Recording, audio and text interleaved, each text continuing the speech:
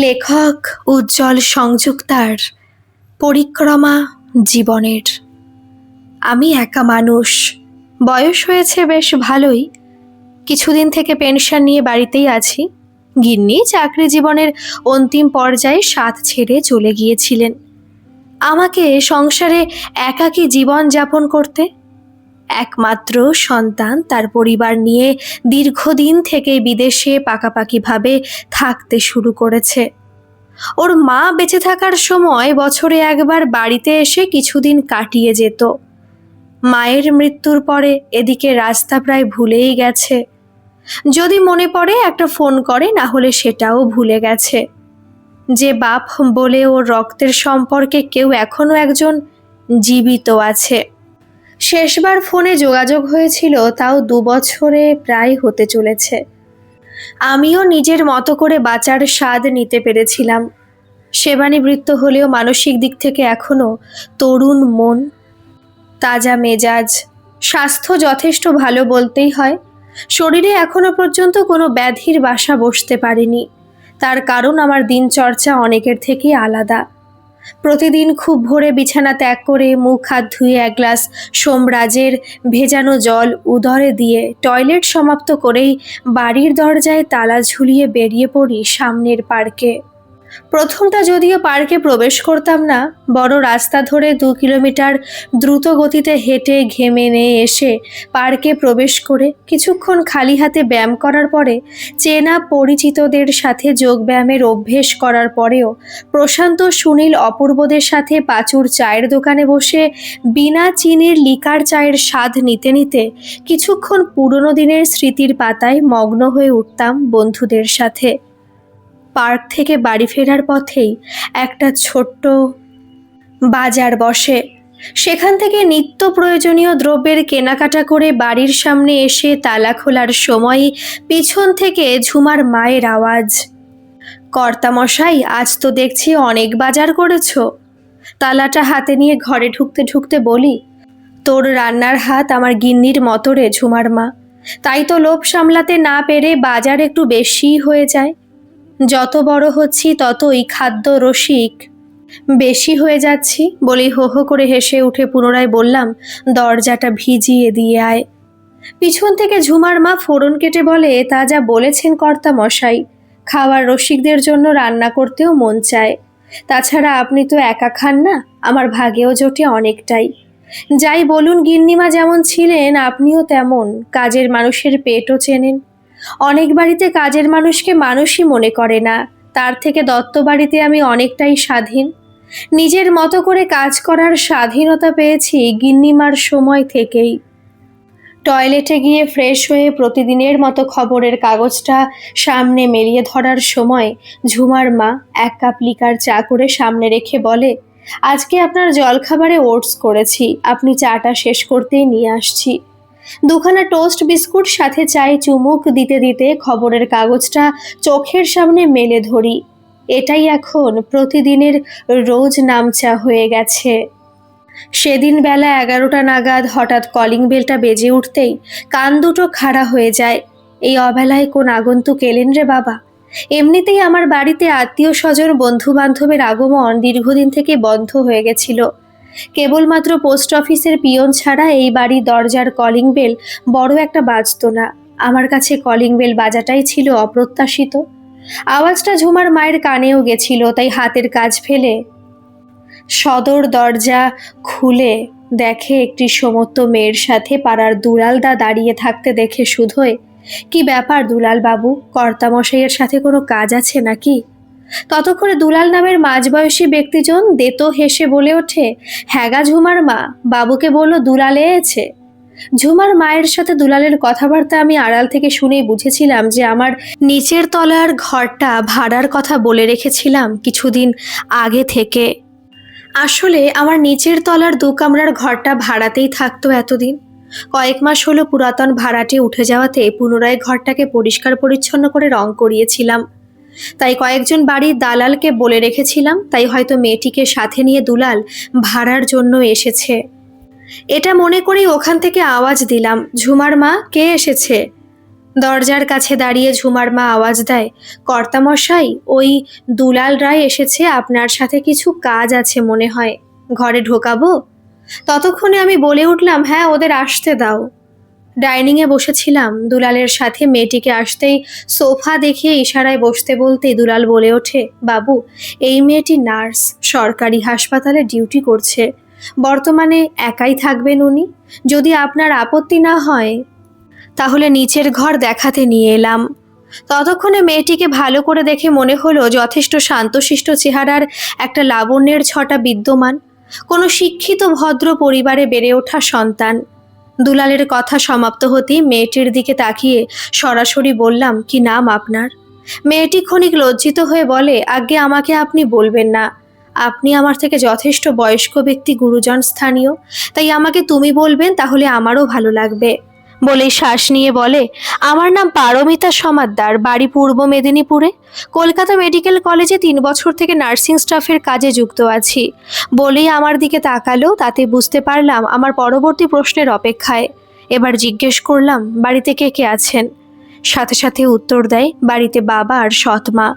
কথাটা বলি হঠাৎ মনে হলো একটা দীর্ঘ নিঃশ্বাস ফেলে পুনরায় বলতে শুরু করে, আমার থেকে 5 বছরের ছোট ভাই, সে এখন মহারাষ্ট্রের পুনে শহরে পড়াশোনা করছে, সাথে একটা জব করে। কথাটা শেষ করি আমার চোখ রেখে তাকাতেই বললাম, বাড়ি যাওয়া হয় কতদিন ছাড়া ছাড়া? উত্তরে মেয়েটি করুণ মুখে মৃদু হেসে বলল, বাড়িতে যাওয়া হয় না, তবে পাশেই কাকিমা কাকুর বাড়ি, সেখানে যাই ছুটি পেলেই। মেয়েটির কথা শুনে বুঝতে অসুবিধা হলো না বাড়ির প্রতি একটা অবজ্ঞা ভাব অথবা অন্য কিছু হতে পারে। তাই সেই প্রশ্ন এড়িয়ে বললাম, বলছি আমার ঘর ভাড়া দেওয়ার জন্যই, তবে আমার কিছু শর্ত পূরণ করতে হবে, তবেই ঘর ভাড়া দিতে পারি। বলেই তাকালাম মেয়েটির দিকে। মেয়েটি চোখে তখন অনেক প্রশ্ন নিয়ে আমার দিকে তাকিয়ে দেখে পুনরায় বলতে শুরু করলাম, একা একজন ইয়াং মেয়ে থাকবে, তবে তাতে আমার কোনো আপত্তি নেই। আপত্তি আছে যেটাই, সেটা হলো বাড়িতে বন্ধু বান্ধব নিয়ে রাত পর্যন্ত পার্টি করা চলবে না। তাছাড়া যদি পুরুষ বন্ধু থাকে তার সাথে রাতে থাকা যাবে না। হ্যাঁ, যদি তোমার বিয়ে হয়ে যেত তাহলে এমন প্রশ্ন উঠতো না। আর মাসের ভাড়া 10 তারিখের মধ্যে দিয়ে দিতে হবে। আমি যেন এর জন্য তাগিদা না দিই সেটা মনে রাখতে হবে। এখন দুলালের সাথে গিয়ে ঘর দেখে এসো, যদি পছন্দ হয় তারপরেই কথাবার্তা। আমার কথা শুনে মেয়েটি মুচকি হেসে বলে ওঠে, কাকু, আমার কোনো তেমন পুরুষ বন্ধু নেই, তবে 2জন বান্ধবী আছে, তাদের কাছে আড্ডা পার্টি করার সময় নেই। আমার মতে তাদের ডিউটি। আর দ্বিতীয় কথা হলো, আমার কোনো পুরুষ বন্ধু কিংবা কোনো প্রেমিক নেই, কিংবা কারোর সাথে অ্যাফেয়ার নেই। এদিক দিয়ে আপনি নিশ্চিন্তে থাকতে পারেন। মেয়েটির কথা শুনলে বেশ ভদ্রই মনে হয়, তাই বললাম, আগে ঘর দেখে এসো, তারপরেই বাকি আলোচনা। ডাইনিংয়ে বসে রইলাম। মেয়েটি দুলালের সাথে নিচের ঘরে চলে যায়। আমার নিচের ঘরে যাওয়ার সিঁড়ি ভিতর দিয়েই বাড়ির বাইরে বেরোতে হয় না, তবে নিচের ঘরের থেকে বাইরে বেরোনোর রাস্তাও আছে, অর্থাৎ বাড়ির বাউন্ডারির গেট খুলে ঘরের ভিতর থেকে উপরেও আসা যায় এবং নিচেও ঘরেও যাওয়া যায়, আবার উপরের ঘর থেকে বাইরেও বেরোনো যায়। এমনভাবে তৈরি করা হয়েছিল। যাই হোক, বেশ কিছুক্ষণ পরে দুজনকে আসতে দেখে চোখের সামনে ধরে রাখা খবরের কাগজটা নামিয়ে রেখে চশমার আড়াল থেকে ওদের দিকে তাকাতেই মেয়েটি মুচকি হেসে বলে ওঠে, ঘরটা খুব সুন্দর, বেশ বড় সড়ো আছে। আচ্ছা কাকু, আমার ভাই কখনো সখনো আমার কাছে এসে থাকতে পারবে তো? তাতে তো আপনার আপত্তি নেই? মেয়েটির কথা শুনে আমিও হেসে উঠে বললাম, তোমার বাড়ির সদস্যরা আসতেই পারে, তাতে বারণ থাকবে কেন? ঘর পছন্দ হয়েছে তো? ততক্ষণে মেয়েটি বলে ওঠে, খুব পছন্দ হয়েছে, সামনে ছোট্ট বাগান, খুব পছন্দের। আমার ঘরের ভেতরটাও খুব সুন্দরভাবে ব্যবস্থা করা আছে। একটা ছোট রান্নাঘরের নিজের মতো করে ব্যবস্থা করে নিতে পারবো। তাছাড়া আর একটা এক্সট্রা ডাইনিংও আছে, পাশে আরও একটা ছোট্ট ঘর, অনেক কাজে আসবে। আপনি যা ভাড়া রেখেছেন তাতে আমার আপত্তি নেই। আপনার কথা মতো মাসের 10 তারিখের মধ্যেই আমি ভাড়া মিটিয়ে দেব। তবে আমি দিন 15 পরে শিফটিং করব, কেননা আমি এখন যে মেস বাড়িতে আছি সেখানে এই মাসের পুরো ভাড়া দেওয়া আছে। তবে আমি আজ থেকেই ঘর বুক করে রাখছি। ডাইনিংয়ে সোফায় বসে ভাড়াটিয়া চুক্তি অনুযায়ী 2 মাসে টাকা গুনে আমার দিকে বাড়িয়ে দিয়ে বলে, কাকু ধরুন আপনার কথা মতো টাকা, 1 মাসের ভাড়া আর 1 মাসের অ্যাডভান্স। প্রথম থেকে ঝুমার মাকে বলে রাখা অনুযায়ী দুলালো পারমিতার জন্য 2 কাপ চা এবং বিস্কুট এনে সামনে টেবিলে রেখে বলে, দিদিমণি, কর্তামশাই খুব ভালো মানুষ, কিন্তু বাইরের থেকে একটু কঠোর হলেও অন্তর থেকে মানুষটা খুব নরম। প্রয়োজনে সাহায্যের হাত যথেষ্ট পরিমাণে বাড়িয়ে দিতে দেখেছি সেই গিন্নি মায়ের সময়কাল থেকেই। বিয়ের পরে প্রথম যেদিন বাড়ির অশান্তির জন্য কাজের খোঁজে পথে বেরিয়েছিলাম, সেদিন অভুক্ত অবস্থায় এই বাড়ির দরজার বাইরে বসেছিলাম অনেকক্ষণ। বাড়ি ফেরার তাগিদা ছিল না, কারণ যার হাত ধরে নতুন বউ হয়ে বাপের বাড়ি থেকে এসেছিলাম সেটা যে মানুষ নয়, বিয়ের 4 মাসের মধ্যেই জেনে গেছিলাম। ঝুমার মা কথাগুলো বলতে বলতে শাড়ির আঁচলের খুঁটে 2 চোখ মুছে বলতে থাকে, 3 দিন হয়ে গেছিল বাড়িতে রান্নার জন্য এতটুকু আনাজ ছিল না।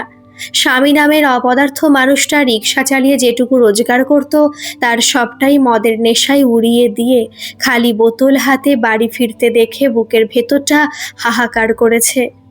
4 মাসে সব ভালোবাসা ঘুচে গেছিল।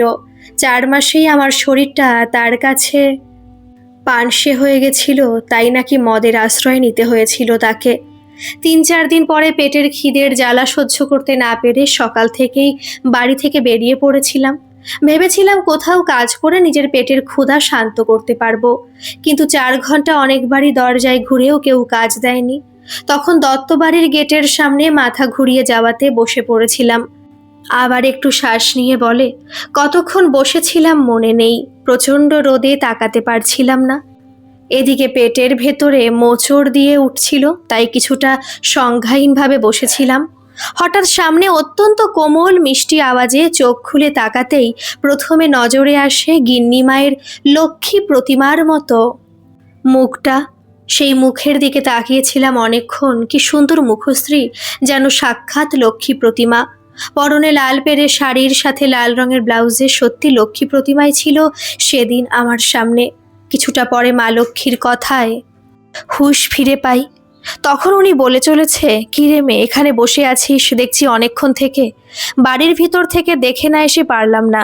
কি হয়েছে বাছা, তোর এত কিসের কষ্ট আমাকে বল। এমনভাবে কয়েকবার বলার পরে মুখ ফুটে বলেছি, মাগো, তোমার বাড়িতে আমাকে কাজে রাখবে গো। 4 দিন হলো পেটে কিছু যায়নি, খিদের জ্বালায় অন্ধকার দেখেছি, মাথা ঘুরে গেছিল বলে তোমাদের বাড়ির সামনে বসে পড়েছিলাম। আমার কথার মাঝে থামিয়ে দিয়ে লক্ষ্মী প্রতিমা বলে ওঠেন, আয় বাছা, আগে তোর পেটের ক্ষুধা শান্ত কর, তারপরে যা কিছু। কোনো রকমে উঠে দাঁড়িয়ে লক্ষ্মী প্রতিমার পিছনে কয়েক পা যেতেই পুনরায় মাথা ঘুরে পড়ে যেতে গিয়েই লক্ষ্মী প্রতিমা আমায় সামলে নিয়ে বলে ওঠে, ইস কি অবস্থা তোর, চল আমি তোর হাত ধরে নিয়ে যাচ্ছি। মায়ের হাত ধরে বাড়ির ভিতরে এসে পৌঁছতেই ধপাস করে মেঝেতে বসে পড়েছিলাম। ততক্ষণে মাথার উপরের পাখাটা চালিয়ে 1 গ্লাস ঠান্ডা জল সাথে 2টি বিস্কুট সামনে রেখে মা বলে ওঠেন, আগে ঠান্ডা জলের সাথে বিস্কুট খেয়ে নিয়ে কয়েক মিনিট জিরিয়ে নে, তারপরে তোকে ভাত খেতে দেব। হঠাৎ করে পেটে ভাত পড়লে হিতে বিপরীত হতে পারে। বিস্কুট 2টি মুখে দিয়ে একটু একটু করে ঠান্ডা জল পেটে পড়াতে কিছুটা পরেই মনে হলো শরীরে জান এসেছে। মা আমার দিকে তাকিয়ে বসে রইলেন খানিকক্ষণ। আমার চোখ মুখ দেখে বলেন, এবার একটু ভালো লাগছে? ঝুমার মা বলতে থাকে, আমি কেবল লক্ষ্মী প্রতিমার দিকে তাকিয়েছিলাম আর ভাবছিলাম, মাথায় লাল পেরে শাড়ির আঁচলে, কপালে বড় করে সিঁদুরে চিহ্ন, সাথে সিথি ভর্তি সিঁদুর নিয়ে তার সেই চোখের চাহনিতে এক সম্পূর্ণ বাঙালিয়ানা মিশে আছে লক্ষ্মী প্রতিমার সম্পূর্ণ অস্তিত্বে। কপালে জলজল করছিল রক্তিম সিঁদুর, তার সাথে মানানসই বেশভূষা, যেন জ্বলন্ত একটি উদাহরণ। কিছুক্ষণের বিহ্বলতা কাটিয়ে মুগ্ধ হয়ে বলে উঠেছি, হ্যাঁ মা, অনেকটাই ভালো অনুভূতি মনে হচ্ছে। আমার কথা শেষে উনি বলে উঠলেন, একটু বসো বাছা, আমি তোর ভোজনের ব্যবস্থা করছি। খানিকক্ষণ পরে একটি থালায় ভাতের সাথে নানাবিধ ব্যঞ্জন সাজিয়ে আমার সামনে রাখতে রাখতে বলেন, যা আগে মুখ হাত ভালো করে ধুয়ে আয়, তারপরেই ভাতে হাত দিবি। কয়েকদিন পরে চোখের সামনে এমন পঞ্চব্যঞ্জন সহকারে আহারের থালা দেখে নিজেকে সামলাতে পারছিলাম না। তবুও মা লক্ষ্মীর আদেশে উঠে হাতে মুখে জলের ঝাপটা দিয়ে এসে বসেই গোগ্রাসে গিলতে শুরু করতেই মা ধমকে উঠে মিষ্টি করে বলেছিলেন, ধীরে সুস্থে খেতে হয়, না হলে গলায় বাঁধবে। তার উপরে কয়েকদিন থেকে পেটে ভাত পড়েনি, ধীরে ধীরে চিবিয়ে চিবিয়ে খেলে অসুবিধা কিছু হবে না, পেটে শুয়ে যাবে দেখিস।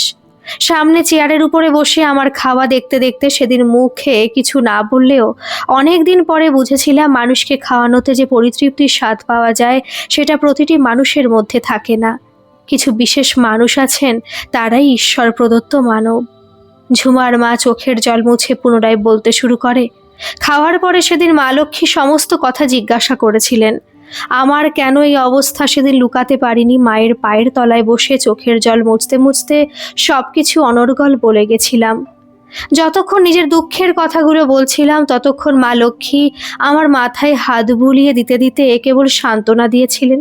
দেখ, কষ্ট সকলেরই আছে, কারোর বেশি কারোর কম। ভেঙে পড়লে তো চলবে না। তুই এক কাজ কর, আমার বাড়িতেই কাজে লেগে পড়। আমার সাথে সাথে ঘুরে ফিরে কাজ করিস, তাহলে মনটাও শান্ত থাকবে। যখন ইচ্ছা হবে তখন তোর স্বামীর কাছে গিয়ে দেখা করে আসতে পারবি। মানুষটা খারাপ নয় রে, সঙ্গ দোষে খারাপ হয়ে গেছে। সেগুলো তোকে ঠিক করে নিতে হবে, তাহলে দেখবি তোর সংসার একদিন আবার পরিপূর্ণ হয়ে উঠবে। ঝুমার মায়ের কথার মাঝখানে থামিয়ে দিয়ে বললাম, থাক, এবার বন্ধ রাখ। সে অনেকদিন আগেকার কথা। আমার যতদূর মনে আছে প্রায় 28 থেকে 30 বছর তো হবেই। যখন তুই এ বাড়িতে এসেছিলি তখন তোর বয়স কত হবে? মাত্র 17 কি 18 বছর। অফিস থেকে ফেরার পরে লাবণ্য আমাকে বুঝিয়ে বলেছিল তোর কথা। অতিথিদের সামনে এমনভাবে সবকিছু তুলে ধরতে নেই। এত বয়স হয়ে গেল, এটুকু বুঝলি না? দুলালের সাথে মেয়েটিও ঝুমার মায়ের কথাতে একটা ঘোরের মধ্যে ছিল। এতক্ষণ আমি থামিয়ে দেওয়াতে মেয়েটি বলে ওঠে, কিছু কিছু মানুষ আছে, তারা অন্যের দুঃখ মেনে নিতে পারেন না। তাদের হৃদয়টা বড়ই কোমল হয়। তাই হয়তো আপনার দুঃখ কাকিমা সহ্য করতে না পেরে আপনার পাশে দাঁড়িয়েছিলেন। যাই হোক কাকু, আমি এখন উঠছি। কয়েকদিন পরে ছুটি পেলে কিছু কিছু জিনিসপত্র এনে রেখে দিয়ে যাব। পারমিতা নামের মেয়েটিকে আমার ভালো লেগেছিল।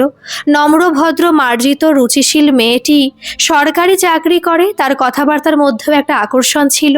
মনে মনে ভাবছিলাম আমারও কিছু প্রয়োজন পড়তে পারে। এমন একজন নার্সের, ডাক্তারের কাছ থেকে ওরাও অনেক কিছু জানে, বিশেষ করে চিকিৎসা ব্যবস্থাতে।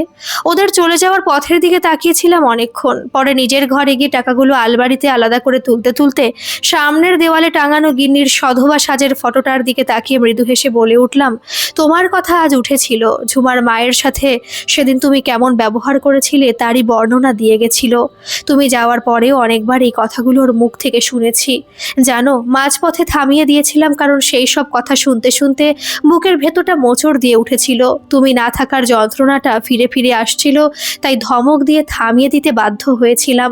তবে কি জানো তো, পারমিতা নামের নতুন ভাড়াটে মেয়েটিকে দেখে অনেক দিনের মনের মধ্যে লালসাটা পুনরায় জন্ম নিয়েছিল। তুমি বারবার বলতে আমার একটি কন্যা সন্তানের ইচ্ছা ছিল, সেটা ঈশ্বর দিলেন না। সত্যি বলছি, আমারও একটি কন্যা সন্তানের ইচ্ছা ছিল। স্বপ্নে দেখেছি ছোট ছোট হাতে গলা জড়িয়ে ধরে কত না বায়না।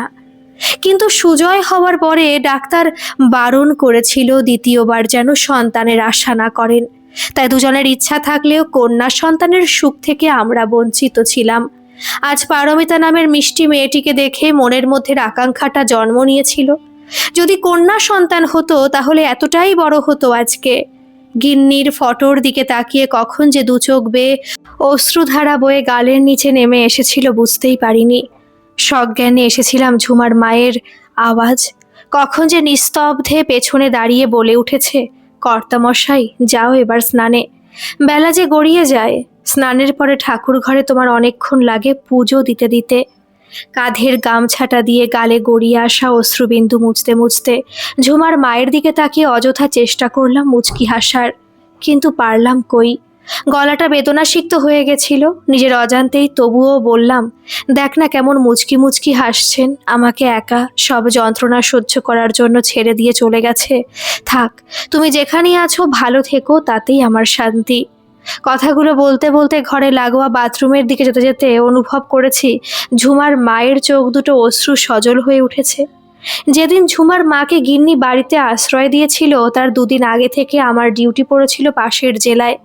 দুদিন পরে রাতের দিকে বাড়ি ফিরেছিলাম। সদর দরজায় কড়া নাড়তে ঝুমার মা। তখনও ঝুমা জন্ম হয়নি, তাই গিন্নি তার নাম ধরেই ডেকেছিল। দরজা খুলতে চমকে উঠেছিলাম সুমতিকে দেখে। কিছু জিজ্ঞাসা করার আগে সিঁড়ির উপর থেকে গিন্নির আওয়াজ, সুমতি, কর্তামশাইয়ের ব্যাগটা নিয়ে উপরে চলে আয়। কিছুটা অবাক হয়েছিলাম সেই ক্ষণে, কারণ আমাকে না জানিয়ে কোনোদিন কোনো রকমের পদক্ষেপ নেয়নি তার জন্য। ঠিক বুঝতে পারছিলাম না হঠাৎ করে সুমতির আবির্ভাবের কারণ।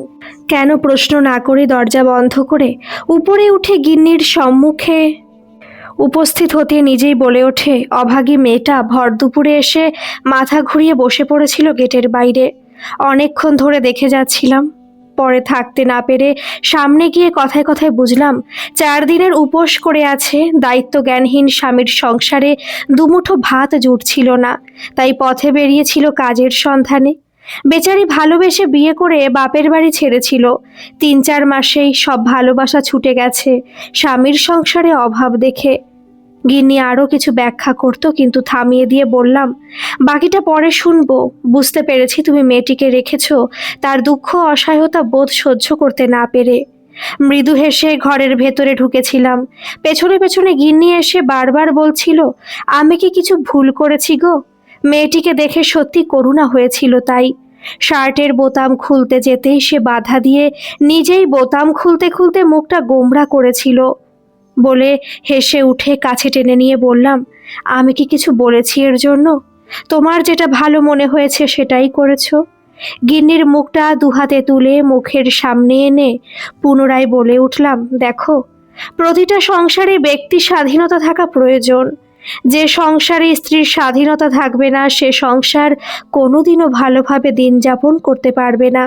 তাই তোমার স্বাধীনতা আছে, তুমি যে কাজগুলো করছো তাতেও আমার সম্পূর্ণ সম্মতি আছে, ভবিষ্যতেও থাকবে। কেন জানো? একা একটা মানুষ সংসার করতে পারে না, স্বামী স্ত্রী দুজনকেই সমানভাবে সেই সংসারের দায়িত্ব নিতে হয়। হ্যাঁ, যদি তুমি ভুল কোনো পদক্ষেপ ওঠাতে তাহলে হয়তো আমি সেই ভুলটা তোমাকে জানিয়ে দিতাম, কিন্তু তুমি এমন মানুষ, তোমার উপর সম্পূর্ণ বিশ্বাস আছে, তুমি ভুল করতেই পারো না। মুহূর্তে বিগলিত হয়ে উঠেছিল লাবণ্য। বুকের মাঝে মাথা গুজে ঘ্রাণ নিতে নিতে বলে, এখনো তোমার ঘামের গন্ধ আমার কাছে অনেক সুগন্ধর থেকে অনেক বেশি আকর্ষিত করে। সুজয় তখন সবে 12 বছরের। সেই সময় সুমতি আমাদের বাড়িতে আশ্রয় নিয়েছিল লাবণ্যর হাত ধরে। সুজয় ছোটবেলা থেকে অত্যন্ত মেধাবী ছিল, তাই তার পড়াশোনার জন্য আমাদের বিশেষ পরিশ্রম করতে হতো না। মাত্র 8 বছর বয়সে নরেন্দ্রপুর রামকৃষ্ণ মিশনের ছাত্রাবাস থেকেই পড়াশোনা করার সুযোগ পেয়েছিল। আমাদের আদি নিবাস দক্ষিণ কলকাতায় হওয়াতে সুবিধা হয়েছিল। ছুটির দিনগুলো বাড়িতে নিয়ে আসতাম তখন। মাঝে মাঝে লাবণ্যের কাছে সময় থাকলে এসে নিজেই কিছু না কিছু বানিয়ে ছেলের কাছে চলে যেত। স্কুল ছুটির পরে কিছুক্ষণ ছেলের সাথে কাটিয়ে একাই বাড়ি ফিরে আসতো। সুমতি আমাদের বাড়িতে আসার কয়েকদিন পরেই শনিবারের ছুটিতে সুজয়কে বাড়িতে নিয়ে আসে লাবণ্য। সেদিন সন্ধ্যায় পরে বাড়ি ফিরে দেখি সুমতির সাথে ছেলের খুব ভাব হয়ে গেছে। ওর মায়ের থেকে শুনলাম সুজয়কে নিতে সুমতিকেও সাথে নিয়ে যায়। সেদিন অবশ্য গাড়ি ভাড়া নিয়ে গেছিল গিন্নি। অরুণের গাড়ি ভাড়া নিয়ে প্রায় নরেন্দ্রপুর যেত গিন্নি, তবে সব সময় নয়। যেদিন সুজয় আসার কথা হতো সেই দিনই গাড়ির জন্য অরুণকে জানানো হতো। সুমতি সবে কয়েকটা দিন হয়েছিল বাড়িতে আসার। ওকে একা বাড়িতে রেখে না গিয়ে সাথে নিয়ে সুবিধাই হয়েছিল। সুজয়ের সাথে মিশনের ছাত্রাবাসে প্রথম দেখা হতেই মায়ের আঁচলের তলায় নিজেকে লুকিয়ে জিজ্ঞাসা করেছিল, এই দিদিটা কে গো মা? পাশেই দাঁড়িয়েছিল সুমতি। মুচকি হেসে সুজয়ের হাত ধরে নিজের কাছে টেনে নিয়ে আদর করতে করতে বলে, দিদি বলে যখন বুঝেই গেছো তখন দিদির থেকে দূরে কেন বাবু? সুজয়ের ব্যাগটা নিজে তুলে নিয়ে হাত ধরে গাড়ির দিকে এগিয়ে যেতে যেতে হাসতে হাসতে অনর্গল কথা বলে গেছিল। তার সেই কথা শুনে সুজয়ও হেসে হেসে উঠেছিল। অনেকটাই প্রাণবন্ত হয়ে উঠেছিল কিছুক্ষণের মধ্যেই। আসলে সুমতি গুছিয়ে কথা বলতে পারত, তাছাড়া তার মধ্যে একটা সংসারী মেয়ের মন কাজ করাতে আমাদের পরিবারের পরিবেশে এসে নিজেকে দুদিনেই মানিয়ে নিয়েছিল। সুমতির সুজয়ের সাথে ব্যবহারে ছিল অনেকটাই আপনত্ব। আমাদের একমাত্র সন্তান সুজয়ও এমনভাবেই মানুষ। এর জন্য সুজয়ের মাকে শ্রেয় দেওয়া যায় সবটাই। ছোটবেলা থেকে সুজয়কে উঁচু নিচু শেখানো থেকে গরিব দরিদ্র কাজের লোক এদের থেকে দূরে থাকতে হবে এমন আলাদাভাবে মানুষ চেনাতে শেখায়নি লাবণ্য। সবার সাথে সমান ব্যবহার করার স্বভাবটা পেয়েছিল ওর মায়ের থেকেই। তাই স্বভাব ছিল যেমন মিষ্টি তেমন অল্পতেই সন্তুষ্ট। এমন ছেলে হয়ে উঠেছিল আমাদের একমাত্র সন্তান। 2টো দিন বাড়িতে ছিল সুজয়, সেই 2টো দিনেই বাড়ির পরিবেশ বদলে গেছিল। এর আগে সারাদিন মায়ের পিছনে পিছনে ঘরে ছুটির সময়গুলো কাটতো সুজয়ের। এবার থেকে সুমতিকে পেয়ে খেলাধুলোটা শুরু হয়েছিল। তেমন দুজনের হুটো পটিওটাও ভালো নজরে নিয়েছিলাম দুজনে। আগে আমার সাথে বায়না করতো খেলার, সময় দিতাম কেবলমাত্র ক্যারাম বোর্ডে, তবে বেশিক্ষণ ওর সাথে এই খেলাতে থাকতে পারতাম না। ছুটির দিনগুলোতে আমারও অনেক কাজ থাকতো। এখন পেয়েছিল সুমতিকে, তাই ওর মনের মতন একজন সাথী পেয়ে যাওয়াতে আমরা ছিলাম অনেকটাই দূরে। সোমবার সকালে আমি ছেলেকে স্কুলে ছেড়ে আমার অফিসে গেছি। বাড়ি থেকে বেরোনোর সময় সুমতির চোখ দুটো অশ্রুতে ভরে গেছিল। ছলছল চোখে সুজয়কেও তাকাতে দেখেছি বারবার পিছন ফিরে। গাড়িতে আমার সাথে বসে যাওয়ার সময় বলেছিল, এবার থেকে কিন্তু প্রত্যেক শনিবারে আমাকে বাড়ি নিয়ে আসবে, দিদির সাথে থাকতেও মনটা ভালো হয়ে যায়। সুমতি বাড়িতে আসার 1 সপ্তাহ পরে একদিন লাবণ্য আমায় বলে, তুমি একবার সুমতির বরের সাথে যোগাযোগ করে একটু বুঝিয়ে আসলে মেয়েটার সংসার টিকে থাকবে, যদি পারো একটু চেষ্টা করো না। লাবণ্যর কথার মধ্যে যতটা আবদার থাকতো তার থেকে বেশি প্রচ্ছন্ন আদেশ থাকতো। সেটা বুঝতে পারলেও কোনোদিনও এর জন্য বলিনি, কেননা তার বলার ঢংটাই ছিল এমন।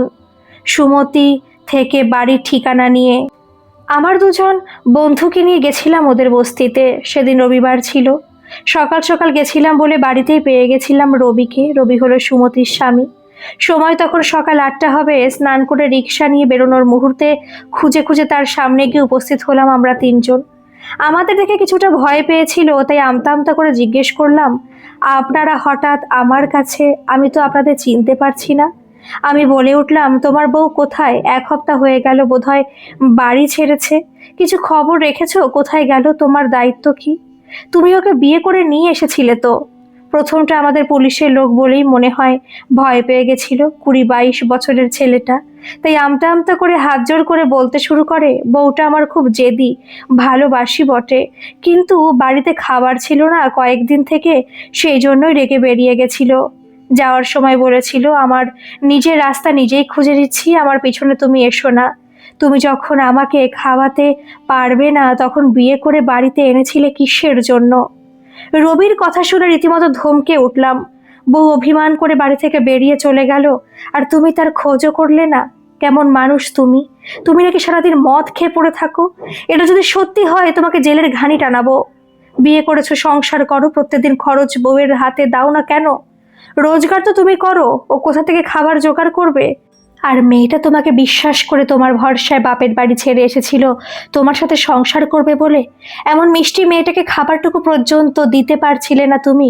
তো ভালোই রোজগার করো। আমি শুনলাম রিক্সা স্ট্যান্ডে গিয়ে বাড়িতে রান্নার জন্য আনাজপত্র না থাকলে, পেটে ভাত যদি না জোটে, তাহলে বাড়ির বউ বাড়িতে থাকতে পারে?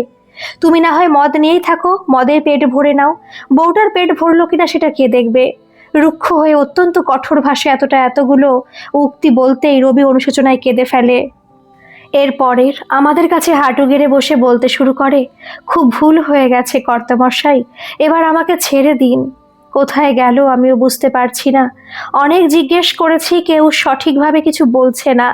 ততক্ষণে পুনরায় ধমকে বললাম, পুলিশ থানায় গেলে না কেন? বউটা তো তোমার। অল্প বয়সের মেয়ে রাস্তায় বেরিয়ে কোথায় গেল খোঁজ খবর করার দায়িত্ব তোমার নেই? দিনকাল যা পড়েছে, যখন খুশি কিছু একটা অঘটন হয়ে যেতে পারে, এটা মাথায় ছিল? আমাদের কথাবার্তার মাঝখানে বস্তিবাসীর চারপাশ থেকে অনেকেই এসে জুটেছিল। তার মধ্যে একজন বয়স্ক মহিলা সামনে এসে বলে, বাবু, এটাকে ধরে নিয়ে যান, সারাদিন খালি মদ খেয়ে থাকে। কত সুন্দর মেয়েটা বিয়ে করে এনেছিল, মদ খেয়ে খালি বকাঝকা আর মাতালের মতো পড়ে থাকতো স্বামী, তবুও কারো কাছে হাত পাতত না। সত্যি দুঃখ হতো রবির বউয়ের জন্য। আমাদের বস্তির সব থেকে সুন্দরী বৌমা ছিল রবির বউ। তার এমন হাল করে ছেড়েছিল মাত্র কয়েকটা মাসে, এটা আমরাও মেনে নিতে পারছিলাম না। আমি পাশের বাড়িতেই থাকি, সব কিছু শুনি পাশে থেকে। এর মধ্যে কয়েকবার বলেছি, এই মিনসেকে যা, বউটাকে খুঁজে নিয়ে আয়। কোথায় গেল একবার খোঁজ কর। বাপের বাড়ি যায়নি তো রেগে, কিন্তু হতচ্ছাড়া রাতে ফেরে মাতাল হয়ে ভোরবেলায় উঠে আবার চলে যায় রিক্সা নিয়ে। আগে আপনারা ওকে ধরে জেলে দিন, মেয়েটা কোথায় গেল একবারও খোঁজ করলো না। আমাদের কাছে হাঁটু গেড়ে বসে হাত জোড় করে বলে, ভুল হয়ে গেছে বাবু, এবারটা ছেড়ে দিন, বউকে আজকে খুঁজে নিয়ে আসবো যেখানেই থাক। কথা দিচ্ছি মদ খাওয়া বন্ধ করে দেব, প্রতিদিনের রোজগার বউয়ের হাতে তুলে দেব। আমি সত্যি পাষণ্ড হয়ে গেছিলাম, কিছু বন্ধুদের পাল্লায় পড়ে মদের নেশায় আসক্ত হয়ে উঠেছিলাম। এমন বউয়ের মনের কথা জানার আবশ্যকতা বোধ করিনি, আপনারা এসে আমার চোখ খুলে দিয়ে গেলেন। এখন থেকে আর ওই মদ্যপানের আড্ডায় মিশবো না, এই কান দুটো ধরে শপথ করলাম। ততক্ষণে বস্তির অসংখ্য মহিলা পুরুষ ভিড় করে দাঁড়িয়েছে, তাদের দেখি আমি বলে উঠলাম, আপনারা সবাই শুনলেন তো রবি কি বলছে? আমি এবার ছেড়ে দিয়ে গেলাম, এবার থেকে যদি বউটার প্রতি কোনো অন্যায় করে তাহলে আপনারাই শাসন করবেন। যদি শুনি এরপরেও সংসারে অশান্তি করছে, মদ খেয়ে বাড়িতে আসছে, তাহলে আপনারাই ওকে শায়েস্তা করে দেবেন, না হয় আমাদের জানাবেন। আমি নিজে পুলিশের হাতে সোপর্দ করে আসব। কয়েকজন বয়স্ক মহিলা একসাথে বলে ওঠে, ঠিক বলেছেন কর্তামশাই, এতদিন কেবল দেখে গেছি, এবার আর দেখব না। সাথে সাথে ব্যবস্থা নেব যদি কোনোদিন শুনি মেয়েটার উপরে নির্যাতন করেছে, কোনোদিন দেখি মদের নেশায় ডুবে বাড়িতে এসে ঝামেলা করছে, সেদিন আমরাই সোজা করে দেব। বস্তির মহিলারা একত্রে মিলে যখন এমন প্রতিশ্রুতি দেয় তখন তাদের সামনে হাত জোড় করে বললাম, রবির বউ মিষ্টি, মেয়েটাকে আমার গিন্নি তার দুর্দশা দেখে সামলাতে পারেনি, তাই আশ্রয় দিয়েছে 1 সপ্তাহ থেকে। এখন থেকে আমাদের বাড়িতে কাজ করবে, বাকি সময়টা স্বামীর সংসারে থেকে সংসারই হবে। এটাই আমাদের একান্ত ইচ্ছা। আমার কথা শুনে সমস্ত বস্তিবাসী আনন্দে আত্মহারা হয়ে একযোগে বলে ওঠে, যাক, মেয়েটা একটা সুরক্ষিত জায়গায় আছে, আমরাও সবাই নিশ্চিন্ত। ওদের মধ্যে একজন বয়স্ক মহিলা বলে ওঠে, রবি রে, তুই অনেক ভাগ্যবান যে তোর বউ এখনো সুরক্ষিত আছে। যদি কিছু অঘটন ঘটে যেত তাহলে তোর সারা জীবন জেলের ঘানি টানতে হতো, বুঝলি? এবার যা, বাবুদের সাথে ওনার বাড়িতে গিয়ে বউয়ের কাছে ক্ষমা প্রার্থনা করে নিজের দোষ স্বীকার করে বাড়ি নিয়ে আয়। সেদিন আমাদের সাথে রবি ছাড়া 2জন মহিলা প্রতিবেশীও এসেছিল বাড়িতে। লাবণ্য সাথে করে নিচে এনেছিল সুমতিকে, সেখানেই রবি সকলের সামনে নিজের দোষ স্বীকার করাতে সুমতিও দুঃখের সাথে বলে, তোমার হাত ধরে বাড়ি ছেড়েছি বাপের বাড়ির অনুমতি না নিয়েই, এখন ওখানেও আমার যাওয়ার রাস্তা নেই। কথাটা শেষ করেই কান্নায় ভেঙে পড়তেই লাবণ্য সামলে নিয়ে রবিকে উদ্দেশ্য করে বলে, নিজের সাথে তোমার মিষ্টি বউটাকে যত্নে রেখে তার সাথে ভালো সম্পর্ক বজায় রাখলে তোমাদের ভবিষ্যৎ প্রজন্ম সুরক্ষিত থাকবে, বুঝতে পারছো তুমি? আর দ্বিতীয় কথা হচ্ছে, তোমার এমন সুশীল সুন্দরী বুদ্ধিমতী বউয়ের থেকে ওই পচা দুর্গন্ধযুক্ত মদের নেশায় চুর হয়ে থাকাটা কোনটা তোমার কাছে সঠিক মনে হয় বলতে পারো? লাবণ্যর সামনে মাথা নত করে দাঁড়িয়ে থাকা ছাড়া রবির কাছে তখন অন্য কোনো উপায় ছিল না। বুঝতে অসুবিধা হচ্ছিল না, নিজের কৃতকর্মের জন্য অনুশোচনায় দগ্ধ রবি নিজের ভুল বুঝতে পেরেছে, তাই উত্তরটা আমি দিয়ে দিলাম। মনে হয় সুমতির মতো মিষ্টি বউয়ের থেকে ওর কাছে ওই যে বললে তুমি, পচা দুর্গন্ধযুক্ত মদই ওর কাছে উপযুক্ত। আমার কথা শুনে হাউমাউ করে কেঁদে লাবণ্যর পায়ের কাছে বসে দোকান ধরে বলে ওঠে রবি, মা ঠাকুরন, একটিবার মাফ করে দিন, আজকের পর থেকে কোনো দিন এমন কথা শুনতে পারবেন না, শপথ করে বলছি। রবির অনুশোচনায় কিছুটা নরম হয়ে লাবণ্য বলে ওঠে, হ্যাঁ, মনে থাকে যেন, না হলে আমি আমার মেয়েকে কোনোদিন তোমার কাছে ছাড়বো না, বুঝলে? ততক্ষণে সুমতি রবির কাঁধে হাত রেখে বলে, কর্তামা, আপনার শাসনে পরিবর্তন হতে বাধ্য। এমনিতেই রবি খুব ভালো মনের ছেলে, তাই তোর স্বভাব চরিত্র দেখে ভালোবেসেছিলাম, আজ কিছু বদ বন্ধুর সঙ্গে পড়ে নষ্টের পথে চলেছে। ততক্ষণে রবি উঠে দাঁড়িয়ে সুমতির দিকে তাকিয়ে হাত জোর করতেই সুমতি রবিকে জড়িয়ে ধরে কান্নায় ভেঙে পড়ে বলে, আমার কাছে ক্ষমা প্রার্থনা করতে হবে না, আমি যে তোমাকে ভালোবাসি তাই তো তোমার জন্য পিছনে ফিরে তাকাতে পারিনি। এক কথায় বাপের বাড়ির সাথে সমস্ত সম্পর্ক ত্যাগ করে তোমার সাথে চলে এসেছিলাম ভালোবাসার তাগিদে, এটুকু বুঝলে না? সুমতির কান্না জড়িত কণ্ঠের কথায় রবি সুমতির চোখের অশ্রু মুছিয়ে দিতে দিতে বলে, এবারের জন্য ক্ষমা করে দে, এরপরে কোনোদিন তোর প্রতি অবজ্ঞা করব না। ক্ষণিক দুজনের দিকে তাকিয়ে রবি বলে ওঠে, কিছু বদ বন্ধুর সাথে মিশে তোর প্রতি যে অন্যায় হয়েছে তার জন্য আমি ভীষণভাবে অনুতপ্ত। ততক্ষণে লাবণ্য এবং আমার দিকে তাকিয়ে বলে, বাবু, এবার তো বউকে বাড়ি নিয়ে যেতে পারবো? দুটো অল্প বয়সী স্বামী স্ত্রীর ভালোবাসা দেখে সকলে স্তব্ধ হয়ে গেছিলাম। সবাইকে অবাক করে লাবণ্য বলে ওঠে, হ্যাঁ, নিয়ে যাবেই তো তোমার বউ, তবে সুমতি বাড়ির কাজের শেষে আমার কাছে আসবে প্রতিদিন। তুমি তোমার কাজে যাবে, সন্ধ্যের পর রিক্সা নিয়ে এসে বউকে এই বাড়ি থেকে নিয়ে নিজের বাড়ি যাবে, বুঝলে? সুমতিকে নিয়ে রবি যখন বাড়ির উঠোন থেকে বেরিয়ে রিকশায় বসিয়ে বাড়ির পথে রওনা দেয়, তখন সুমতির চেহারার একটা পরিতৃপ্তির ঝলক নজরে এসেছিল। রিকশায় বসে বারবার হাত জড়ো করে আমাদের দিকে তাকিয়ে তাকিয়ে যাওয়ার সময় ইশারায় কিছু বলে যাচ্ছিল, সেটা বুঝতে পারছিলাম কি বলতে চাইছে। একটা অল্প বয়সের মেয়ে যখন নারী হয় তখন তার মনের স্বপ্নগুলো অনেক বেশি হয়। সেই স্বপ্ন বাস্তবায়িত না হলে তার চেহারার সাথে মনের অনেক পরিবর্তন নজরে আসে। কিন্তু আজ সুমতিকে দেখে আমরা বুঝতে পারছিলাম অন্তর থেকে সে পরিতৃপ্ত। এর জন্য অসংখ্য ধন্যবাদ জানানোর ভাষা তার কাছে ছিল না। রবি সুমতিকে নিয়ে রিকশায় বেরিয়ে যাওয়ার পরে একে একে আমাদের বাড়ি প্রাঙ্গণ ছেড়ে সকলে চলে যায়। তখনই লাবণ্যর হাত ধরে বললাম, এমন অসাধ্য সাধন তোমার দ্বারাই হতে পারে। আমার হাতটা চেপে ধরে সেদিন বলেছিল লাবণ্য, আমার একার দ্বারা কিছুই হতো না তুমি যদি গিয়ে রবিকে সঠিক পথে আনার চেষ্টা না করতে। আজ সুমতি এমন দিনটি দেখার সুযোগ পেত না। এর পরের দিন সকাল 8টার সময় রবি রিকশার ভ্যাপু বেজে ওঠে বাড়ির সামনে। আমি তখন বারান্দায় বসে চায়ের সাথে খবরের কাগজে মন দিয়েছিলাম। রিকশার ভেপুর আওয়াজে চোখ তুলে তাকাতেই যে দৃশ্য দেখলাম সেটা মনে দাগ কেটে থাকার পক্ষে যথেষ্ট সম্ভব।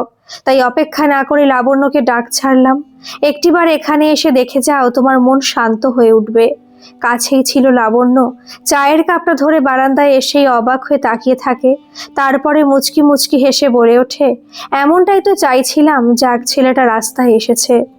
আসলে রবি রিকশায় এসে যখন দাঁড়িয়েছিল বাড়ির সামনে, তখন সুমতিকে দেখার মতো এমন কিছু ছিল যা আমাদের দুজনকে আকর্ষিত করেছিল। নতুন ঝলমলে শাড়ি ব্লাউজ দিয়ে জেল্লা অনেকটাই বেড়ে গেছিল। তার উপরে মাথা ভর্তি সিঁদুর, গলায় ইমিটেশনের একটি সুন্দর হার, কানেও সামঞ্জস্য সহকারে ইমিটেশন, ঠোঁট দুটো গাঢ় লাল লিপস্টিকে রাঙানো। সব থেকে আকর্ষণ ছিল তার মুখের ছবি, সম্পূর্ণ পরিতৃপ্ত ছিল মেয়েটির সম্পূর্ণ মুখমণ্ডল, যা এক কথায় পরিতৃপ্তির নিশানি। সুমতির হাত ধরে রিকশা থেকে নামিয়ে তখনও কানে কানে কিছু বলে যাচ্ছিল, যেগুলো এতদূর থেকে আমরা বুঝতে পারছিলাম না, তবু অনেক কিছুই বোঝা যাচ্ছিল। ওদের আলাপের মাঝে যে ভালোবাসার সুগন্ধ জড়িত ছিল।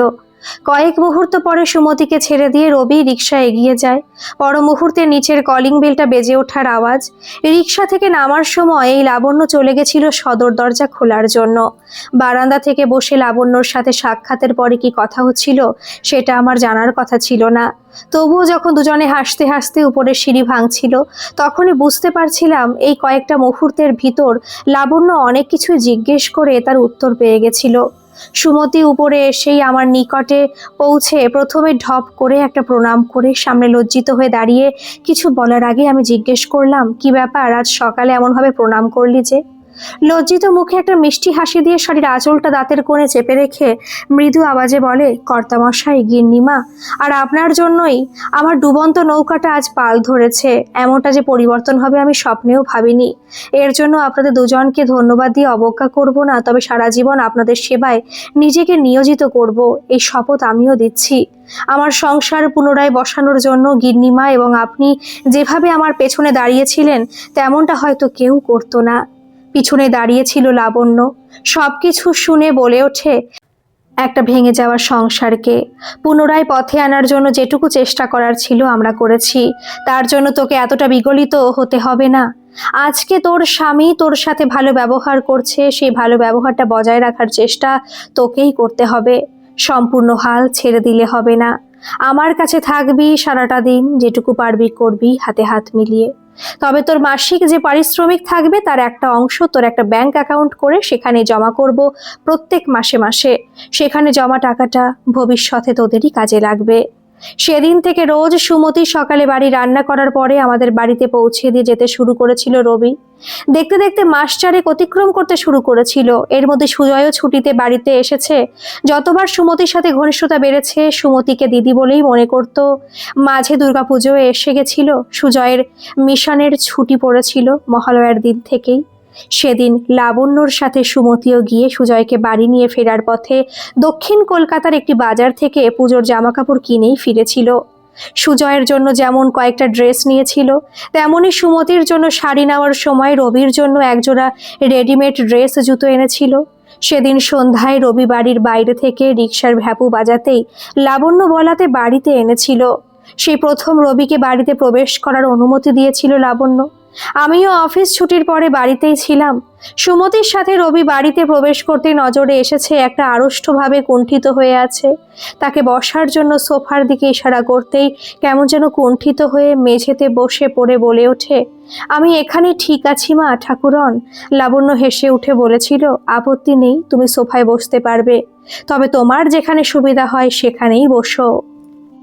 ডাইনিংয়ে আমার পাশে সুজয় বসে রবির দিকে এক নজরে অনেকক্ষণ দেখে আমার কানে কানে বলে, মতি দিদির বর এই দাদাটা? ওকে কোলে জড়িয়ে ধরে বলেছি, হ্যাঁ রে, তোর দিদির মতোই খুব ভালো ছেলে, আলাপ করবি না?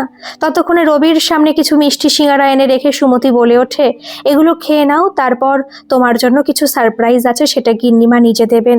বলেই রবিকে কিছু বলার সুযোগ না দিয়ে হাসতে হাসতে রান্নাঘরের দিকে যেতে যেতে বলে, খাওয়ার পরে তোমার চা নিয়ে আসছি।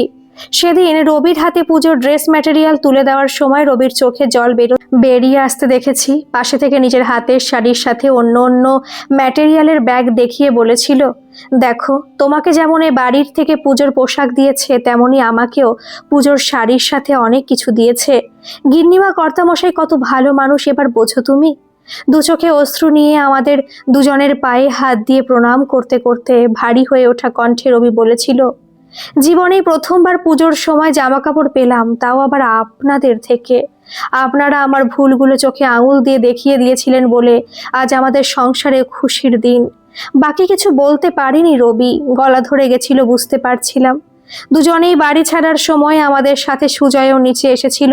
সুমতিকে রিকশায় বসিয়ে যাওয়ার সময় হঠাৎ সবাইকে চমকে দিয়ে সুজয় বলে ওঠে, এই যে রবি দাদা, পুজোর সময় কিন্তু তোমার রিকশায় বসিয়ে ঠাকুর দেখতে নিয়ে যেতে হবে, পারবে না? রিকশায় বসে সুমতি বলে ওঠে, আমরা সবাই যাব রবি রিকশায় চড়ে ঠাকুর দেখতে। একসাথে হেসে উঠেছিলাম সবাই। রিকশায় প্যাডেল করতে করতে রবি খুব জোরে বলেছে, পুজোর কটা দিন রিকশায় বসিয়ে ঠাকুর দেখতে নিয়ে তো যাবই, কথা দিলাম ছোট কর্তা। মুহূর্তে প্রতিবাদ করেছিল সুজয়, ছোট কর্তা নয়, হয়তো নাম ধরে ডাকবে, না হলে ভাই বলে ডাকবে। এখনকার মতো এই পর্যন্ত থাক। এই গল্পের পরবর্তী পর্ব আমি কালকে আপলোড করব। আপনাদের গল্পটা কেমন লাগছে অবশ্যই কিন্তু কমেন্ট করে জানাবেন, আর ভালো লাগলে একটা সাবস্ক্রাইব করে আমার পাশে থাকবেন। ধন্যবাদ।